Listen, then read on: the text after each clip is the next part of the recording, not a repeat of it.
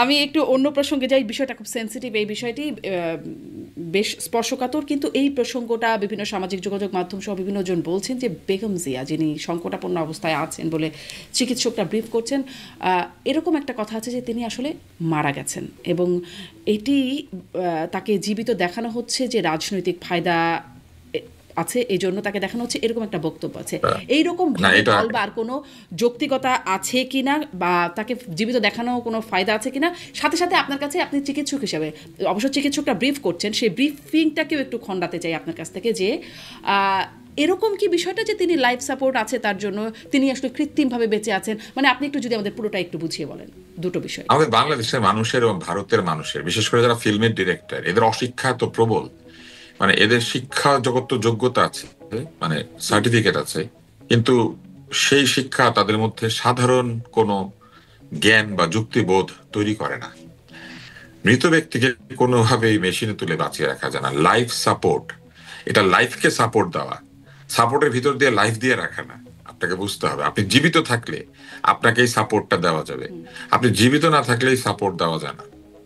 যেমন রক্ত চলাচলের জন্য আমাদের হার্টটা চলতে হবে, বেঁচে থাকার জন্য আমাদের পিপিলারি রিফ্লেক্স এবং ব্রেইনটা চলতে হবে।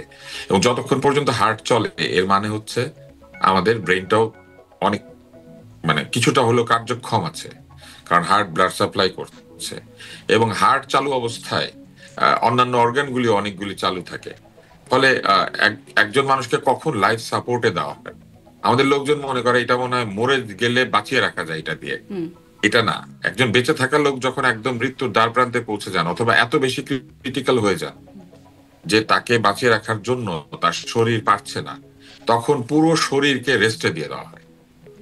অর্থাৎ তিনি শ্বাস নেবেন যন্ত্র দিয়ে, তার বিভিন্ন খাওয়া দাওয়া যা কিছু সেটা আমরা তার শিরাপথে প্রবেশ করাবো, তার অক্সিজেনটা আমরা তার নাক দিয়ে দিয়ে দিব, এবং তার ব্লাড প্রেশার এবং অন্যান্য জিনিস, ডায়াবেটিস থাকলে ডায়াবেটিস, কিডনির অসুবিধা থাকলে ডায়ালিসিস, এগুলো আমরা করতে থাকবো, যাতে করে তার শরীর রিকভার করতে পারে।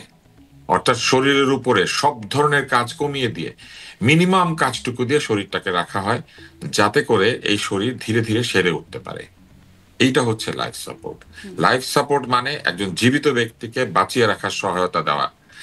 আহ, কেন? কারণ তিনি জীবিত আছেন। আরেকটি বিষয় হচ্ছে, হার্ট নিজে নিজে চলে, কিন্তু হার্টের ভেতরে পেসমেকার বলে একটা জায়গা আছে, সাইনোমেট্রিয়াল নোড বলে, সে নিজে নিজে সিগন্যাল প্রডিউস করে, এবং হার্টের ইলেকট্রিক্যাল অ্যাক্টিভিটির কারণে হার্ট প্রতি মিনিটে গড়ে 72 বার হৃদস্পন্দন বা এক ধরনের স্পন্দিত হয়। এই জিনিসটা কিন্তু কোনো মেশিন দিয়ে আমরা চালু করে রাখি না, পারি না করতে। হার্টটাকে জীবিত থাকতে হবে এবং হার্টটা নিজে নিজে চলতে হবে। আমরা যেটা করতে পারি সেটা হচ্ছে হার্টের গতি কমে গেলে বাড়াতে পারি, গতি বেড়ে গেলে কমাতে পারি। আমরা ওষুধ দিতে পারি যেটা দিয়ে ব্লাড প্রেশার বাড়ানো যায়, কমানো যায়। আমরা অক্সিজেনের মাত্রা বাড়িয়ে দিয়ে ফুসফুসকে আরো বেশি অক্সিজেন দিয়ে আমরা শ্বাস গ্রহণকে সহজ করতে পারি, অক্সিজেন স্যাচুরেশন বাড়াতে কমাতে পারি। কিন্তু আমরা কখনোই কোনো ব্যক্তিকে মেশিনে তুলে বাঁচিয়ে রাখতে পারি না। তাহলে কিন্তু পয়সাওয়ালা লোকেরা সারা জীবন মেশিনের মধ্যে বেঁচে থাকতেন, মরার আগে মেশিনে উঠে যাইতেন, উঠে গেলেই তো উনি বেঁচে থাকবেন, তাই না? কিন্তু তো এটা পয়সাওয়ালা কখনো লোকের হয় বেঁচে নাই, থেকে এখনো সেভাবে পর্যন্ত লাভই হয় কি, নাই। মানে ওভাবে বেঁচে থেকে কি আসলে? না, ওনারা বেঁচে আছেন, মাথাটা ঠিক আছে, মনে করেন কথা বলছেন, কিন্তু বাকি সবকিছু মেশিন দিয়ে চলছে। এটা তো সম্ভব না, এটা হয় না। আচ্ছা, এই যে তাকে লন্ডনে নেওয়ার প্রক্রিয়া চলছে বেগম জিয়াকে, রবিবার সম্ভবত তিনি যাওয়ার একটা কথা চলছে, মানে আরেকটা ব্যাপার আছে, একটু একটু একটু পরিষ্কার করে দেই। অনেকে এসে বলবে ছিদ্র করে কতগুলা পাইপ ঢুকিয়ে বাঁচিয়ে রেখেছে। ছিদ্র করে পাইপ ঢুকিয়ে বাঁচিয়ে রাখে নাই। ছিদ্রগুলা করে ইনজেকশন দেওয়ার জন্য, শিরাপথে খাবার দেওয়ার জন্য, ওষুধ দেওয়ার জন্য, এই জন্য করে। এটা এই জন্য না যে ছিদ্র করে কতগুলা জিনিস ঢুকিয়ে দিয়ে বাঁচিয়ে রাখে। যে মানে ডাক্তার, আপনি চিকিৎসক হিসেবে যেভাবে বোঝেন, সাধারণ মানুষ তভাবে বোঝে না, কিন্তু এটি বোঝা খুব জরুরি যে তিনি বেঁচে আছেন না মারা গেছেন, কোনটা গুজব কোনটি সত্যি। আপনার কাছে একটু, লন্ডনে তাকে নিয়ে যাওয়া হচ্ছে, সম্ভবত রবিবারে নিয়ে যাওয়া হবে, মানে এটা একটু এ প্রসঙ্গের বাইরেই জিজ্ঞাসা করি, আমাদের দেশের সর্বোচ্চ হাসপাতালটাতে আসলে কি নাই যেটা লন্ডনের হাসপাতালে গেলে সেটি পাওয়া যায়? আমাদের মানে সবসময় এরকম রাজনীতিবিদ বা বিশিষ্ট ব্যক্তিরা তারা দেশের বাইরে চিকিৎসা নিতে চান, কি আসলে আমাদের দেশে মিসিং এত সেরা সেরা হাসপাতাল, দেশ সেরা হাসপাতাল? এভার কেয়ার বাংলাদেশের দেশ সেরা হাসপাতাল না, বাংলাদেশের সেরা হাসপাতাল এখনো সরকারি হাসপাতাল। এটা আমরা খুব বোকামি করি। আমরা ভাবি যে হাসপাতাল অনেক ঝিকিমিকি হলে, অনেক পরিষ্কার হলে, ভিতরে টাইলস ফিট করা কোনটি থাকলে। সেরা হাসপাতাল? বাংলাদেশের সেরা হাসপাতাল ঢাকা মেডিকেল কলেজ। ওইখানে প্রতিদিন 5,000 রোগী চিকিৎসা পায়, মানে ভর্তি থাকে, অলমোস্ট ভর্তি থাকে 3,500-4,000 রোগী। এবং প্রতিদিন আউটডোরে আপনি দেখবেন কয়েক হাজার রোগী চিকিৎসা নেয়। ওইখানে মৃত্যু হার দেখবেন, আপনি দেখবেন যে সেই মৃত্যু হার বাংলাদেশের যে কোনো হাসপাতালের চেয়ে কম অথবা সমান। আমরা বোকার মতো ভাবি যে এই প্রাইভেট হাসপাতালগুলি বাংলাদেশের সেরা হাসপাতাল, ওইখানে ভালো ভালো যন্ত্রপাতি আছে, ওই যে চাইলে শুনছিলাম পরে তখন ওখানে আওয়ামী গেলে লীগ আমলে আপনি বেগম সুবিধা পাবেন। জিয়াকে সরকারি হাসপাতালে দেয়া হবে না, কিন্তু তাদের প্রেফারেন্স ছিল এভারকেয়ার। তখন আসলে না, অনেকেই সেটা তো যার যার ওটা হয়তো ব্যক্তিগত বেস্ট, সিদ্ধান্ত। এই জন্যই তিনি এটা না prefer না, করছেন। এটা ব্যক্তিগত সিদ্ধান্ত। রোগীর সিদ্ধান্ত হচ্ছে, রোগীর অধিকার আছে উনি যে হাসপাতালে চিকিৎসা চান সেটা পাওয়ার। কিন্তু এরপরও যদি আপনি বলেন আরেকটি সেরা হাসপাতাল হচ্ছে বাংলাদেশের মেডিকেল বিশ্ববিদ্যালয়, এটা একটা ভালো হাসপাতাল। এবং কেন আমরা এরকম মনে করি, মেডিকেল কলেজটা ময়লা, মেডিকেল কলেজটা পুরনো, মেডিকেল কলেজে এত ভিড়, মেডিকেল কলেজে গরিব লোকজন ঢুকে, মেডিকেল কলেজের বারান্দায় বিড়াল হাঁটে, সেজন্য আমরা ভাবি যে মেডিকেল কলেজ ভালো হাসপাতাল না। কিন্তু চিকিৎসা যদি সত্যিকার অর্থে পেতে চান, এখনো ঢাকা মেডিকেল কলেজের চাইতে ভালো হাসপাতাল বাংলাদেশে নাই। জি, স্পষ্ট একটু এইবার ওটা আসেন, একটু আপনি বলেন। যে হ্যাঁ। প্রশ্নটা করছিলেন, কেন বেগম জিয়াকে লন্ডন নিয়ে যাচ্ছেন, এটা কিন্তু আরেকটা প্রমাণ। লন্ডনকে আপনার মনে হয় এরকম একটা দেশ ইউকে যেখানে মৃত ব্যক্তিকে প্রবেশ করতে দিবে মেশিনের মধ্যে আছে বলে, উনি বেঁচে আছেন বলে ওনাকে নিয়ে যাওয়া যাচ্ছে। আর আরেকটি বিষয় হচ্ছে ওইখানে কি আছে যেটা আমাদের দেশে নাই। প্রথমত, ওইখানে যে হাসপাতালগুলি আছে সেই হাসপাতালগুলিতে আমাদের দেশের মতো লোকজন ভিড় করতে পারে না। আত্মীয় স্বজনও যদি যেতে হয়, তার নাম দিতে হয় ওইখানে, এবং তার অনুমতি থাকতে হয়, এবং বলা থাকে যে কতক্ষণ থেকে কতক্ষণ তিনি দেখা করতে পারবেন। আমি ইউকেতে যেহেতু একজন রোগীর সঙ্গে বহুদিন ছিলাম, আহ, আমাদের প্রয়াত মেয়র আনিসুল হক, আমি সেটা একদম কাছে থেকে দেখেছি। এছাড়াও আমি একাধিকবার ইউকেতে গিয়েছি বলে আমার বন্ধুরা ডাক্তার, তো সেখানে জুনিয়ররাও ডাক্তার, সিনিয়ররাও ডাক্তার, আমি একাধিকবার তাদের হাসপাতালে গিয়েছি। তাদের একটা আরেকটি বিষয় হচ্ছে তাদের ওইখানে আহ নিবিড় পরিচর্যা আমাদের চাইতে বেটার হবে, এই জন্য যে আমাদের এইখানে শুধু যে এই ভিড়টি রয়েছে তাই নয়, আপনি দেখবেন যে হাসপাতালের ভেতরেও যেমন লোকজন গিয়ে বারবার দেখা করার চেষ্টা করছেন বা হাসপাতালে যাচ্ছেন, বাইরেও আপনি দেখবেন মহা উৎপাত তৈরি হয়েছে।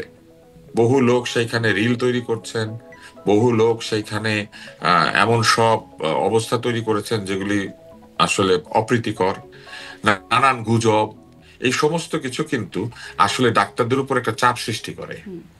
ওই দেশে গেলে পরে ডাক্তারদের কিন্তু পাত্তাও দিবে না বাংলাদেশে কি হচ্ছে। কিন্তু আমাদের দেশের একজন ডাক্তারের কথা চিন্তা করেন, তাদের উপরে বিরাট চাপ তৈরি হয় এইসব তাহলে কি কারণে। ডাক্তার আব্দুল তুষার এরকম বিষয়টা যে আসলে চিকিৎসা নয়, পারিপার্শ্বিক যে অবস্থাগুলো সেটির একটা রেহাই হিসেবে মানে লন্ডন বা বাইরের চিকিৎসাগুলো আচ্ছা, হাসপাতাল। তারপরে আরো আরো রয়েছে এই ধরনের শহরগুলিতে কি হয় জানেন, আন্তর্জাতিক ভাবে সেরা সেরা চিকিৎসকরা একসঙ্গে কাজ করেন। মানে ওইখানে আপনি ব্রিটিশ চিকিৎসক পাবেন, পাকিস্তানি চিকিৎসক পাবেন, ভারতীয় চিকিৎসক পাবেন, বাংলাদেশি চিকিৎসক পাবেন। ফলে মেধাবী চিকিৎসকদের ওইখানে যে ভিড়টা সেটা অনেক বেশি, কারণ ওদের ওইখানে থাকার জন্য তাদেরকে অনেক মেধাবী হইতে হয়, যেটা আমাদের মতো দেশে সবসময় হাসপাতালে সেটা হয় না। কিন্তু যেটা তাদের সঙ্গে আমাদের সিগনিফিকেন্ট তফাৎ, আমি ডাক্তারদের মেধার কথা অতটা বলবো না, কিন্তু যেটা সিগনিফিকেন্ট তফাৎ সেটা হচ্ছে নার্সিং। তাদের ওইখানে নার্সিং আমাদের চাইতে অনেক উন্নত। তাদের নার্সদের সাথে আসলে মানে অতি উন্নত দেশের নার্সদের তুলনা করা যাবে। ওইখানকার নার্সিং অত্যন্ত উন্নত। নার্সরা নিজে থেকে সিদ্ধান্ত নিতে পারেন, নার্সরা বহু কিছু করেন যেটা ডাক্তার আসার আগেই তারা শেষ করতে পারেন। এরকম বহু কাজ আছে যেটা নার্সরা করতে পারে। ওই নার্সিং এর সাথে আমাদের বাংলাদেশের নার্সিং এর কোনো তুলনা হয় না। আচ্ছা, একটু বুঝবার চেষ্টা করলাম বিষয়টা, কারণ এটা নিয়ে অনেক পুরনো বিতর্ক বা পুরনো আলোচনার জায়গা।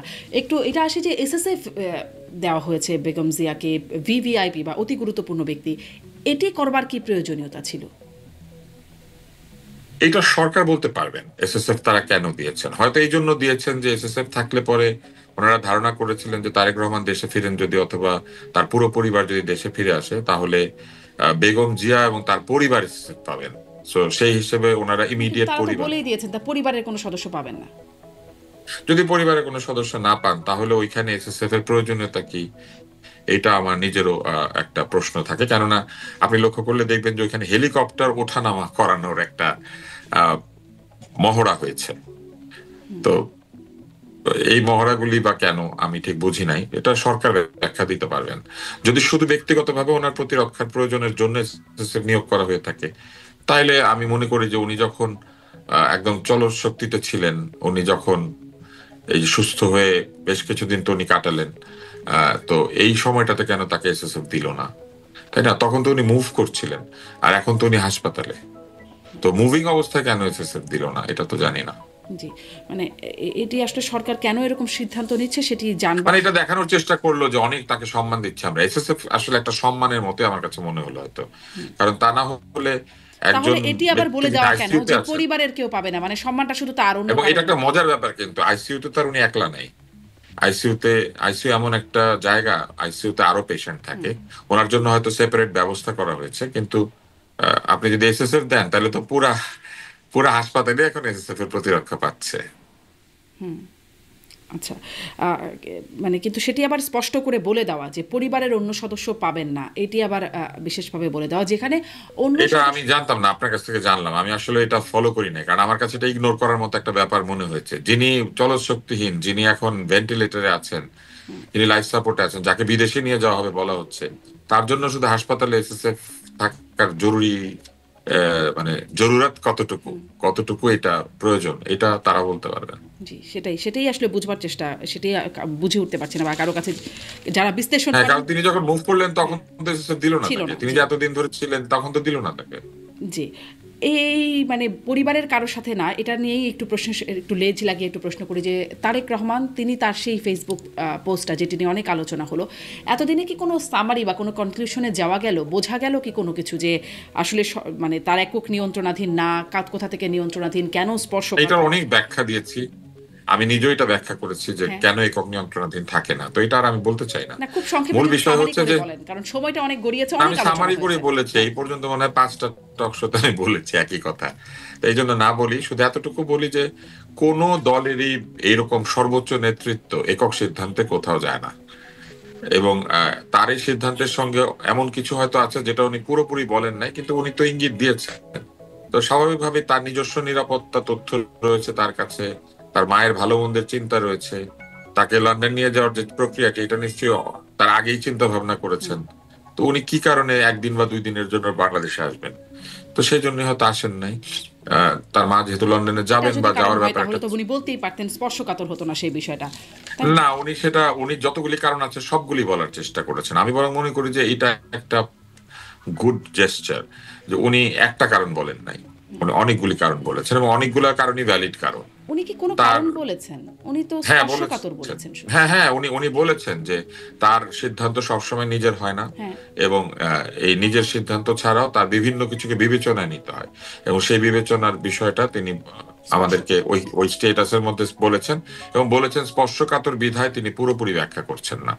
তো এতটুকু বুদ্ধি তো আমাদের থাকা উচিত যে কি কারণে একজন লোক আসতে পারছেন না, বা কি কারণে না আসা হতে পারে তার, তাহলে এটা তো আমরা এই যে বিচার রহস্য, বিবেচনা মানে করতে পারি। স্পর্শকাতর শব্দটা বললেই তো মনে এখানে হচ্ছে কোনো কি আছে? রহস্য নাই, এখানে কোনোই রহস্য নাই। সেনসিটিভ, উনি কেন আসছেন, সেনসিটিভ? আপনি না, আপনি সহজভাবে দেখেন জিনিসটা।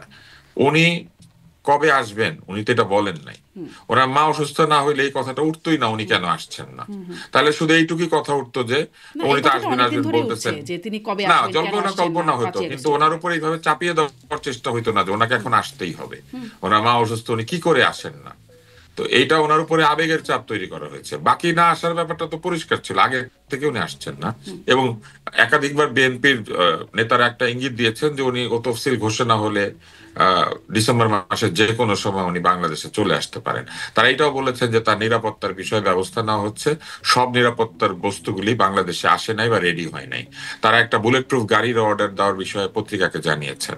তো এই বিষয়গুলি তো আমরা জানি যে তার নিরাপত্তার একটা আলাদা ব্যবস্থা তারা তৈরি করার চেষ্টা করছেন। ফলে উনি কেন আসছেন না এই প্রশ্ন যখন ছিল, এটার উত্তরও ছিল। শুধু এইবার তাকে আলাদাভাবে চাপ দেওয়া হয়েছে যে আপনার মা অসুস্থ, আপনি আসবেন না কেন। ওনার মা অসুস্থ, উনি আসবেন কি আসবেন না এটা উনি ডিসাইড করবেন। ওনার মা তো কিন্তু ওখানেই বাকিদের তো মা যে না, তার বাকিদের ডিসিশনটা নেত্রী। তার একক না, মানে নিরাপত্তার বিষয়টা আপনি তারপরে উনি বলছেন। বলেছেন যে আমি তারপরেও আসতে পারছি না, এই আবেগের কথা বিবেচনা করে, যে এখানে আরো কারণ রয়েছে। এইখানে একজন এই লেভেলের মানুষের সিদ্ধান্ত সবসময় নিজের একক সিদ্ধান্তে বা একক সিদ্ধান্তে নির্ভর করে না, অন্যান্য অনেক বিষয় বিবেচনায় নিতে হয়। সে অনেক বিষয়ের মধ্যে কি কি থাকতে পারে সেটা নিয়ে আমরা কথা বলেছি।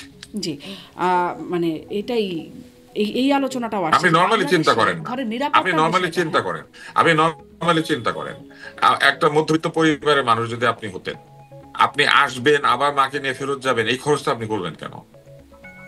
কিন্তু মধ্যবিত্ত লোকটাকে আমি প্রশ্ন করবো না, উনি না আসলে বলবো হ্যাঁ তাই তো, আইসিইউ তো অনেক টাকা পয়সা লাগে, আবার বিমানের টিকিট দিবে, এয়ার অ্যাম্বুলেন্স করতেই তো জমি বিক্রি করে দিতে হচ্ছে, তখন আমরা এইগুলা বলতাম।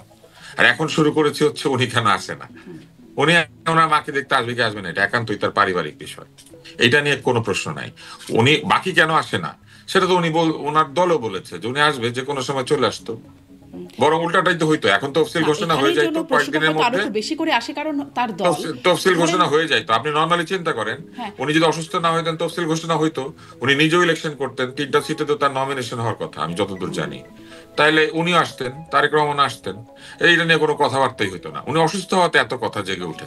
এত কথা হয়তো কিন্তু কথা ছিল কারণ তিনি মনে হয় সেপ্টেম্বরে সম্ভবত ডাক্তার জাহিদ তিনি বলেছেন, স্থায়ী কমিটির সদস্য ব্যক্তিগত চিকিৎসক বেগম জিয়া, তিনি বলেছিলেন যে কয়েক সপ্তাহের মধ্যে আসবেন, তারপরে শুনছি অক্টোবরে আসবেন, নভেম্বরের মধ্যে আসবেন। এগুলি ওনারা কেন বলেছেন ওনারা তারেক জানেন। রহমান নিজে বিবিসিকে সাক্ষাৎকার দিয়ে বলেছেন শিগগিরই আসছেন, মানে অনেকগুলো ভার্সন শোনা গেছে, আবার অনেকে বলেছেন আপনার ডিসেম্বরে আসছেন। শিগগিরই, আমি একটা মজার জিনিস বলি শারমিন, আপনার শিগগিরই আমার শিগগিরই আর আরেকজনের শিগগিরই এক না। কারো কাছে শিগগিরই মানে এক সপ্তাহ, কারো কাছে শিগগিরই মানে 1 মাস। যে কিনা 16 বছর ধরে বিদেশে আছে তার কাছে শিগগিরই মানে 1 বছর হইতে পারে। আমরা সারাক্ষণ না নিজের জুতা পায়ে দিয়ে অন্যের জুতার সাইজ মাপি, ওই জুতায় পা দিয়ে যদি দেখা যায় তাইলে বোঝা যাবে যে আসলে জুতাটা কত বড় না কত ছোট না কত টাইট হয়। জি, ওই জুতা আমরা দেখিই নাই। ওই জুতায় তো পা আমাদের দেবার মতো আসলে সুযোগও নাই, যার কারণে যারা তো তার যেহেতু নাই আশেপাশে আমাদের আছেন, এত বিবেচনা করার দরকার নাই। তিনি ওনার মা তিনি অসুস্থ, তিনি উনি বাংলাদেশের আসেন নাই, ভবিষ্যৎ মা নেতা, তার কাছে যাচ্ছে, মা তার কাছে যাচ্ছে।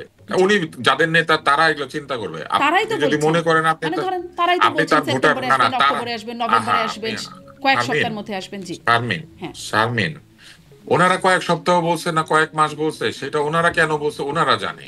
আপনি আমাকে যেটা জিজ্ঞেস করেছেন আমি সেটার উত্তর দিচ্ছি। আমার উত্তরটা খুব সহজ, ওনার মাকে উনি দেখতে আসবে কি আসবে না এটা পারিবারিক বিষয়।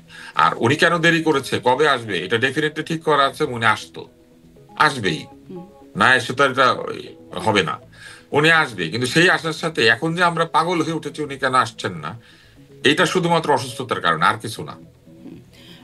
কিন্তু এই যে আসছি আসছি মানে বারবার এটা বলা, শিগগিরই আসছেন বা কয়েক উনি সপ্তাহের একবারও মধ্যে বলেন আসছেন, আসছে আসছে, উনি বলেছে শিগগিরই। শিগগিরই ওনার আসছেন। শিগগিরই কিন্তু 2 বছর হলে আমার কাছে মনে হবে শিগগিরই, আচ্ছা, কারণ উনি 16 বছর দেশের বাইরে। ব্রেকডাউন, হ্যাঁ, কয়েক সপ্তাহের মধ্যে আসছেন, হ্যাঁ, এক নভেম্বরে বছরও আসছেন, হইতে পারে, সেপ্টেম্বরে আসছেন, অক্টোবরে এক আসছেন, বছরও হইতে নভেম্বরে পারে, আসছেন। শিগগিরই মানে 1 বছরও হইতে পারে, হ্যাঁ, 1 বছর হ্যাঁ, হইতে কিন্তু পারে। মানে আরো নেতারা যা বলছেন, নেতারাও গুরুত্বপূর্ণ নেতা, স্থায়ী কমিটির সদস্য তারা বলছেন মানে এই না জাহিদ সময় ভাই কি অত গুরুত্বপূর্ণ নেতা? স্থায়ী কমিটির মেম্বার মানে এত বিরাট গুরুত্বপূর্ণ? আমির ওনার খসরু কাছ মাহমুদ থেকে কে, চৌধুরী বলেছেন। ওনার কাছ থেকে কে সংবাদ নিচ্ছে সে গুরুত্বপূর্ণ, উনি কাকে বলেছে উনি আসবে সেটা গুরুত্বপূর্ণ।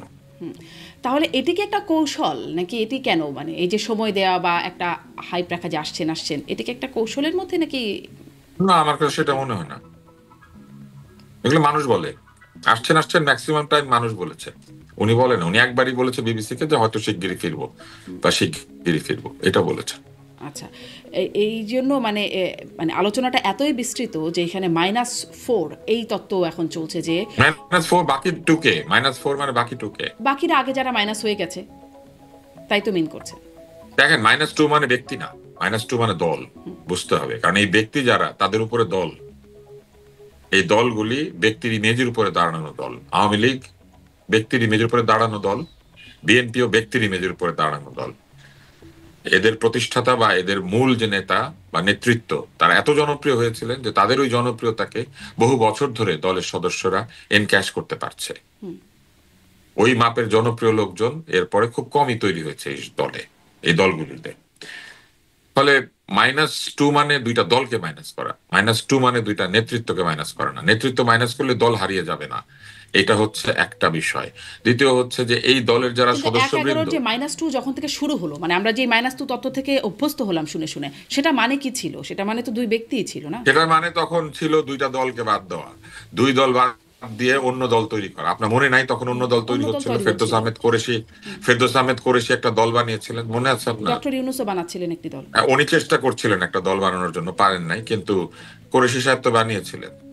তো তখন এরকম দল বানানোর চেষ্টা চলছিল, আর পুরনো দলগুলিকে বিসর্জন দেওয়ার একটা চেষ্টা চলছিল। এখনো তো অনেক নতুন সেটা নতুন সফল দল, হয় না। এখনো তো অনেক নতুন নতুন দল হচ্ছে বা এখনো হয়েছে। অনেক নতুন নতুন দল আছে, কিন্তু সেই মাইনাস ফর্মুলাকে কার্যকর করার মতো পরিবেশ বাংলাদেশে আছে কিনা সেটা একটা প্রশ্ন। কিন্তু এরকম কোনো অ্যাটেম্প্ট কি আপনার মনে হয় আছে? মানে এইটা আমি আমার অনুষ্ঠানে অনেক দিন আগে মহিউদ্দিন আহমেদ লেখক গবেষক তিনি বলেছিলেন যে এটি আসলে -2 নয়, বিষয়টি হচ্ছে -4। তারপরে ইদানিং তো খুব বেশি আলোচনা হচ্ছে এই -4 তত্ত্বটি নিয়ে। বাকি টু কে? ওই যে আগেই যারা মাইনাস হয়ে গেছেন আওয়ামী লীগ নেত্রী, হ্যাঁ, তো বাকি টু কে? -4 হইলো মানে কোত্থেকে? শেখ হাসিনা মাইনাস টু এবং এখনো তার তো দুই নেত্রী প্রতিনিধি বেঁচে ধরেন আছে। হয়তো সজীব অজয় জয় এবং এদিকে বেগম জিয়া এবং তারেক রহমান। না, আপনি আপনি বেগম জিয়ার প্রতিনিধি এককভাবে তারেক রহমানকে বলতে পারেন, কারণ সরাসরি রক্ত। কিন্তু শেখ হাসিনার দুইজন ছেলে মেয়ে আছে, তার বোন দুইজনই আছে। দুইজনকে ধরলাম না আমি। না না, আমি আপনাকে বলি, তার দুই ছেলে মেয়ে আছে, তারপরে তার বোন আছে, বোনের দুই ছেলে মেয়ে আছে। তাহলে তো ওইখানে -6 আর এখানে 2, -8 বলতে হবে। তো কোন 4? মানে শেখ হাসিনার প্রতিনিধিটা কে? এইটা বলতে বলেন, বলতেই তো পারবে না এখনো। সো এইটা কোনো -4 টোর না, এটা -2ই। এবং সেই -2 ফেল করেছে আগে, এবং এখন তো -2 করার কোনো উপায় নাই। আপনি যাকে এসএসএফ দিলেন তাকে মাইনাস করবেন কিভাবে? তিনি তো এমনিও অ্যাক্টিভ না, তিনি তো খুব অ্যাক্টিভ হবার মতো অ্যাক্টিভ না, কিন্তু বাস্তবতায় তাকে নাই। আপনি মাইনাস তো করতে পারলেন না। এসএসএফ দিলেন মানে আপনি স্বীকার করলেন যে উনি রাষ্ট্রের সবচেয়ে গুরুত্বপূর্ণ ব্যক্তিদের একজন, তাই না? এসএসএফ কে পায়? রাষ্ট্রের সবচেয়ে গুরুত্বপূর্ণ ব্যক্তি যারা, তারা পায়। প্রেসিডেন্ট পায়, প্রধানমন্ত্রী পায়, তাই না? এবং আহ, ক্ষেত্র বিশেষে রাষ্ট্র যদি কাউকে এসএসএফ দিতে চায় তারা পায়। তো ওনাকে দেওয়া হলো মানে কি? এটা তো রাষ্ট্র স্বীকার করলো যে উনি রাষ্ট্রের সবচেয়ে গুরুত্বপূর্ণ ব্যক্তিদের একজন। তো কেমনে মাইনাস কিন্তু করবে? ধরেন তিনি তো সিদ্ধান্ত নেবার মতো অবস্থায় নাই, বা তিনি কোনো সিদ্ধান্ত বাস্তবায়নের অবস্থায় নাই। আরে যারা সিদ্ধান্ত নিয়েছে তারা তাকে এই গুরুত্বটা দিল, তারা কি করে তারা মাইনাস করবে? আমি যদি আপনাকে বিরাট গুরুত্ব উনি দিয়ে প্লাস ফেলি, আমি থাকলে আপনার বা মাইনাস মানে করবো কিভাবে? রাজনৈতিক বাস্তবতায় উনি থেকেই মানে ওনার যদি বলেন বুদ্ধিমত্তা বা সেটির কি প্রয়োগ আছে কোনো? আপনি যখন কাউকে এইভাবে একটা সম্মান দিয়ে ফেলেন, তারপরে তার পরিবার কিভাবে মাইনাস করবেন কিভাবে? পরিবার তো দেশে রাষ্ট্রের আসেনি। সবচেয়ে গুরুত্বপূর্ণ ব্যক্তির পরিবারকে মাইনাস করে দিবেন? এটা সম্ভব? এই 2 দিন আগে আপনি একজনকে দিলেন, উনি বাংলাদেশের সবচেয়ে গুরুত্বপূর্ণ একজন ব্যক্তিদের একজন, এবং উনি সিদ্ধান্ত গ্রহণের অবস্থা নাই, জীবিত তো আছে। তো জীবদ্দশায় যাকে আপনি এই সম্মানটা দিলেন, তাহলে তার পরিবার বাদ নাকি? এটা কেমনে হয়? কিন্তু পরিবার তো আসছেন না, বা আসতে পারছেন আসছে না। তো। হ্যাঁ, ওনার পুত্রবধূ আসছে, পরিবার আসছে তো। আরেক পুত্রবধূ তো মাথার কাছেই আছে, তাদেরকে পরিবার বলবেন না? জি। এই মানে এই -4 বিষয়টা এত আলোচনায় আসাতে প্রেস সচিব, প্রধান উপদেষ্টা প্রেস আমাদের সচিব। বাংলাদেশের মানুষ না ওই যে রাশিফল বিশ্বাস করে, হ্যাঁ, অনেক গুজব বিশ্বাস করে। কিছু বললেই বাংলাদেশের মানুষ এটা নিয়ে ফেলে। আপনি তাদেরকে সত্যি কথা বলবেন, 50 বার জিজ্ঞেস করবে কিন্তু এটা সত্যি স্পষ্ট কিনা। না থাকলে তো গুজবের বুঝছেন? জায়গা তৈরি হবে। মানে আমি এই জন্য আরেকটু আপনাকেও জিজ্ঞাসা করি, কারণ স্পষ্ট তো আসলে হয় না। তারেক রহমানই বলে দিচ্ছেন সবকিছু বলা যাচ্ছে না, স্পর্শকাতর। তার পাসপোর্ট আছে কি নাই, না না, তার উনি বলেন পাসপোর্ট নাই আছে মানে কি কি নাই, আমার এটা গুজব বলতে সরকার হইব? জানে না, শোনেন, বিএনপির লোকজনও শোনেন, স্পষ্ট আমি বলেন না। আপনাকে একটা স্পর্শকাতর প্রশ্ন করলাম, ধরেন আপনি বললেন এটা আমি বলবো না, এই জন্য আমি বাইরে গিয়ে আপনার নামে গুজব ছড়াই দিব? বলেন। না, গুজব না, তখন ধরেন পর্যালোচনা করতে করতে এমন অনেক কিছু চলে আসে যার কোনো ভিত্তি না, নাই। পর্যালোচনা এক জিনিস, আমি আর আপনি পর্যালোচনা করছি, এখনো পর্যন্ত একটাও গুজব দেই নাই। কিন্তু এখন যদি গুজব দিয়ে ফেলি সেটা কি ঠিক হবে? তা তো উনি বটে। বলছে স্পষ্টকাতর, আমি শুনবো স্পষ্টকাতর, ওয়েট করব যে কবে উনি এটা বলবে। কিন্তু আমি বাইরে হয়ে গিয়ে নানান কিছু বলে টুলে একটা মানে একটা ছাড়া দিব বাজারে, -4 মাইনাস, এই জন্য আমি তো আপনাকে বললাম -4 কেন, বলতে তো হবে -8 তাইলে। হ্যাঁ, মাইনাস হয়তো আরো অনেক অনেক মাইনাসের সংখ্যাটা আরো অনেক। হ্যাঁ, যার পরিবারের সদস্য বেশি তার পরিবারের মাইনাস বেশি। প্রেস সচিব বলছেন যে যারা আসলে এটা বলবেন, আপনিও কি তা এরকম মনে করেন কিনা? আপনি যেহেতু মাইনাসের তত্ত্বেই বিশ্বাস করছেন না, প্রেস সচিব না, বলছেন যারা আসলে মাইনাসের তত্ত্ব ছিল, কিন্তু এখন আর সেটা সম্ভব হবে না। কেউ যদি মাইনাস করার কথা চিন্তা করে তাহলে খুবই বোকামি হবে। মানে কেন বোকামি হবে? এই যে আপনি দিয়ে ফেলছেন, বলে ফেলছেন উনি বাংলাদেশের সবচেয়ে গুরুত্বপূর্ণ ব্যক্তি, তারপরে বলবেন ওনার পরিবার মাইনাস হবে, কেমনে বলবেন? এটা তো মানে এটা কি বললে আর মুখে বলবে যে আসলে পরিবারকে মাইনাস করে দিলাম, এরকম কি কেউ বলবে? তো আপনি আপনি যে শুনে আসছেন, কোত্থেকে শুনছেন? বলছে দেখে শুনছেন না? একটু আগে বললেন না মহিউদ্দিন সাহেব বলছে? একটু আগে বললেন না মহিউদ্দিন হ্যাঁ, সাহেব বলছে, আপনি বিশ্বাস করছেন? না তো বিশ্বাস করেন না, এইভাবেই বলবে। এটা এটা একটা তত্ত্ব, মানে তিনি ছাড়াও অনেকেই হ্যাঁ, বলছেন। এইরকম তত্ত্ব দিবে, তো দিলে সেটা ভুল হবে। আচ্ছা, আপনি বলছেন এরকম তথ্য দিলে সেটা ঠিক হবে যারা না। এটা বলছেন তারা স্বৈরাচারের দোষর বলছেন প্রেস সচিব শফিকুল আলম। আপনার এটাতে কি কারা বলছেন? মানে এই যে যারা -4 বলছেন তারা স্বৈরাচারের দোষর। এই দেখেন, আমি -4 কে অস্বীকার করছি, তাহলে আমি এখন আর আপনি দোষর দোষর না। না, হ্যাঁ। কিন্তু ওনাকে গিয়ে জিজ্ঞেস করলে উনি বলবে আমি সফট আওয়ামী লীগ, বইলে ফেলবে। ওনাদের এইগুলার কথাবার্তার কোনো ঠিক নাই, বুঝছেন? ওনাদের কোনো কাউকে এখন মানে যুক্তি দিয়ে পরাভূত করতে না পারলেই বলে যারা এটা বলবেন তারা দোষর। ওনাদের একটা বরং একটা এই একটা জুলাই সনদের মতো একটা একটা ক্রাইটেরিয়া তৈরি করা উচিত, কি বলিলে কি হয়। ওখানে লেখা থাকবে আপনি কি বলিলে দোষর হবেন, কি বলিলে সফট হবেন, কি বলিলে হার্ড হবেন, কি বলিলে ধরা খাবেন। একটা ম্যানুয়াল থাকলে ভালো হতো। জি, অবশ্য মানে ম্যানুয়াল আসলেই দরকার মনে হয়। গুলশান থানার ওসি দেখছিলাম, একটা রিপোর্ট দেখছিলাম, টেলিভিশন রিপোর্ট, যে একজন ব্যারিস্টার আহসান হাবিব সম্ভবত তার নাম, তার বাসায় গেছেন তাকে স্বৈরাচারের দোষর হিসেবে গ্রেপ্তার করতে। তার বিরুদ্ধে কোনো মামলাও নাই। মানে স্বৈরাচারের দোষর কি এখন একটা ক্রিমিনাল অফেন্স হিসেবে পেনাল কোডেও যুক্ত করার সময় আসছে কিনা? এটা আমি জানি না। মানে এইটা তো আসলে আপনি একটা প্রশ্ন করেছেন, এই প্রশ্নটা আসলে আহ, মানে এক ধরনের, আমি বলবো যে অবান্তর। কেননা পেনাল কোডে কোনো কিছু সংযোজন করতে গেলে সরকারকে সেটা করতে হবে, এটা একটা প্রক্রিয়া আছে। প্রক্রিয়ার বাইরে গিয়ে কোনো কিছু পেনাল কোডে সংযোজন করা যায় না। তবে আমাদের পুলিশ যে কাউকে যে কোনো অভিযোগে গ্রেপ্তার করতে পারে, কারণ আমাদের কালো আইনগুলো বাতিল হয় নাই। পুলিশ কিন্তু সন্দেহবশত আপনাকে আটক করতে পারে, এবং বিভিন্ন আইনে এটা করার অধিকার আছে। এমনকি যে সাইবার ল আছে না, সেখানেও সন্দেহবশত সে আপনার আটক করে নিয়ে যেতে পারে, আপনার ডিভাইস সিজ করতে পারে। এগুলো কিন্তু ছিল আওয়ামী লীগের সময়, যেটা নিয়ে আমরা অনেক তর্ক করেছি সেই সময়, বলেছি যে এগুলো অন্যায়, এগুলো খারাপ আইন। তো সেই রকম এই ডিটেনশনের ল কিন্তু আমাদের এখানে আছে। এই ডিটেনশনের লতে এক ধরনের অধিকারহীনতাও আছে। আপনি দেখবেন যে এটা নিয়ে এই অন্তর্বর্তী সরকারের আইন উপদেষ্টাও কথা বলেছিলেন। তিনি বলেছিলেন যে 24 ঘন্টার মধ্যে প্রডিউস করতে হবে, একটা ব্যাপার ছিল। এই এই এই বিষয়টা নিয়ে তিনি কথা বলেছিলেন যে আহ, আটক হলে কত দিনের মধ্যে তাকে প্রডিউস করতে হবে, এটা নিয়ে তারা কাজ করছিলেন। তো এই এই বিষয়গুলি তিনি বলেছিলেন। তো পরে আবার এটার একটু ব্যত্যয় হয়েছে বলে পত্রিকাতে আবার এটাও এসেছে যে উনি তো বলেছিলেন 24 ঘন্টা, তাহলে কেন বেশি হইলো, কেন 48 ঘন্টা হইলো, এরকম কথাবার্তা এসেছে। তো মূল বিষয় হচ্ছে যে আমাদের এখানে পুলিশ যে কাউকে বিনা কারণে নিজের সন্দেহে গ্রেপ্তার করে ফেলতে পারে। এটা একটা খারাপ ওর বিষয়, এটা ঠিক না আর কি। কিন্তু তারপরও অনেকেই বলে যে এটা না থাকলে পরে অনেক অপরাধী পার পেয়ে যাবে। অনেককে ধরে মানে চেনা চেনা লাগলো, মনে হলো অপরাধী, ধরে নিয়ে আটকায় রেখে সার্চ করে দেখলো আসলে অপরাধী। তো পুলিশকে এই জায়গাগুলো দিয়ে রেখেছে।